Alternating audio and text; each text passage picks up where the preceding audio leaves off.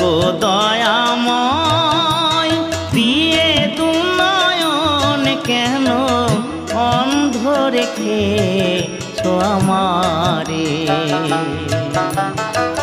তুমি যে বিশ্বময় বিরাজ করো দয়াময়, তবু আমি এমন অভাগা পাই না দেখিতে তোমারে। ও গো দয়াময়